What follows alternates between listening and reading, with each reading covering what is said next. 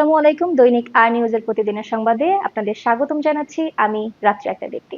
আজ উত্তরা বিমান দুর্ঘটনাস্থলে দৈনিক আর নিউজ প্রতিবেদক গিয়ে দেখেছেন ঘটনাস্থলে উদ্ধার তৎপরতা চালাচ্ছে সেনাবাহিনী, ফায়ার সার্ভিস ও বিমান বাহিনীর সদস্যরা।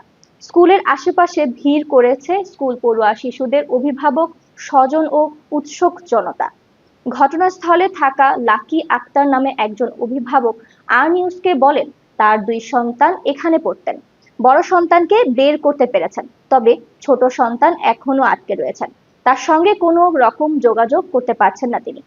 ফেরদৌসী বেগম নামের আরেক অভিভাবক জানান তার মেয়ে ভেতরে আটকা পড়ে আছে। হাসপাতালে 60 জনকে ভর্তি করা হয়েছে। হাসপাতালের দায়িত্বপ্রাপ্তরা বলেছেন দগ্ধদের বেশিরভাগই শিক্ষার্থী।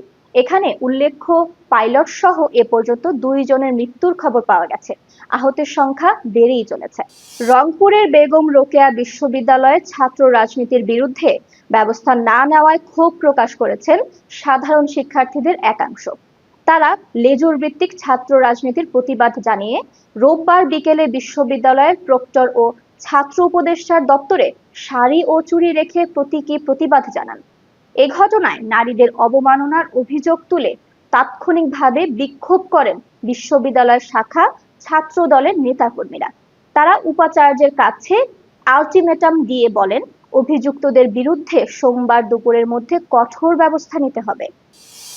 পার্বত্য চট্টগ্রামের খাগড়াছড়িতে শুরু হতে যাচ্ছে জাতীয় নাগরিক পার্টির দেশ গড়তে জুলাই পদযাত্রা কর্মসূচি। সোমবার বেলা 11টায় খাগড়াছড়ি শহরের চেঙ্গি স্কয়ার থেকে এ পদযাত্রা শুরু হবে। পরে শহরের মুক্ত মঞ্চে অনুষ্ঠিত হবে জনসভা। অন্যদিকে খাগড়াছড়ির কলাবাগান এলাকায় একই দিনে বিকেল 5টায় বিএনপির অঙ্গ সংগঠন কৃষক দলের কেন্দ্র ঘোষিত কর্মসূচি অনুষ্ঠিত হওয়ার কথা রয়েছে। খাগড়াছড়ির চেঙ্গি স্কয়ার থেকে কলাবাগান এলাকায় দূরত্ব প্রায় 2 কিলোমিটার। এই 2 কিলোমিটার দূরত্বে দুইটি রাজনৈতিক দলের কর্মসূচি ঘিরে সতর্ক অবস্থানে রয়েছে পুলিশ। খাগড়াছড়িতে সোমবার সকাল থেকেই বাড়তি নিরাপত্তা ব্যবস্থা নিচ্ছে আইন শৃঙ্খলা রক্ষাকারী বাহিনী।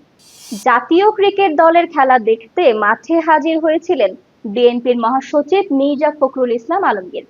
মিরপুরের হোম অফ ক্রিকেটে পাকিস্তানের বিপক্ষে বাংলাদেশের 3 ম্যাচ সিরিজের প্রথম টি-20-র কিছু অংশ মাঠে বসে উপভোগ করেছেন তিনি। মির্জা ফখরুলকে জিজ্ঞেস করা হয়, বিএনপি যদি ক্ষমতায় আসে তাহলে কি সাকিব আল হাসানের জন্য জাতীয় দলের দরজা ফের খুলবে? বিএনপি নেতা বলেন সেটা সাকিবের ফর্মের উপর নির্ভর করবে, আর সে তখন ক্রিকেটে থাকবে কিনা তার উপর নির্ভর করবে। আমি কখনোই খেলাধুলার মধ্যে রাজনীতিকে আনতে চাইনি এবং বিশ্বাসও করি না, সুতরাং যে যোগ্য সে অবশ্যই আসবে। নির্বাচনকালে নির্দলীয় তত্ত্বাবধায়ক সরকার ব্যবস্থা সংবিধানে পুনর্বহালে একমত হলেও এর গঠন পদ্ধতি, বিশেষ করে প্রধান উপদেষ্টা নিয়োগ প্রক্রিয়া নিয়ে রাজনৈতিক দলগুলো এখনো ঐক্যমত্যে পৌঁছাতে পারেনি। এ নিয়ে বিএনপি, জামায়াত ও এনসিপি সহ 4টি দলে লিখিতভাবে বিভিন্ন প্রস্তাব দিয়েছে।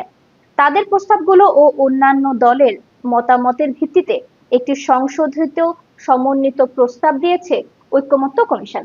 দলগুলো নিজ নিজ দলীয় ফোরামে এ নিয়ে আলোচনা করে আগামীকাল মঙ্গলবার কমিশনকে মতামত জানাবে বলে সিদ্ধান্ত হয়েছে। সৎ, নীতিবান, পেশাদার নেতৃত্বের গুণাবলী সম্পন্ন ও রাজনৈতিক মতাদর্শের ঊর্ধ্বে থাকা অফিসার্সরা উচ্চতর পদোন্নতির দাবিদার বলে মন্তব্য করেছেন অন্তর্বর্তীকালীন সরকারের প্রধান উপদেষ্টা ডক্টর মোহাম্মদ ইউনূস। ইসলামী আন্দোলনের সিনিয়র নায়েবে আমির মুফতি সৈয়দ মোহাম্মদ ফয়জুল করিম বলেছেন, আওয়ামী লীগ হলো শাহী চোর চাঁদাবাজ আর বিএনপি ছ্যাচরা চাঁদাবাজ। তারা মুচির কাছে যায়, ঋষির কাছে যায়, টেম্পো স্ট্যান্ডে যায়। আমরা চাঁদাবাজ মুক্ত দেশ চাই। যুক্তরাজ্যে বিশাল আকারের এক স্কচ এগ বানিয়ে রেকর্ড গড়লেন 2 রাঁধুনি। তারা মূলত সামাজিক যোগাযোগ মাধ্যমে নানান পদের রান্নার ভিডিও দেখিয়ে আর স্বাদ মূল্যায়ন করে জনপ্রিয়তা পেয়েছেন। বরাবরের মতো তাদের এবার স্কচ এগের ভিডিওটিও শোরগোল ফেলেছে। এটা বিশ্বের সবচেয়ে বড় স্কচ এগ। একটি বোলিং বলের চেয়েও ভারী এটি। এর মধ্যে দিয়ে আগের রেকর্ড ভেঙেছে তারা। পরবর্তী সংবাদ দেখার আমন্ত্রণ জানিয়ে বিদায় নিচ্ছি। দৈনিক আর নিউজের সাথেই থাকুন।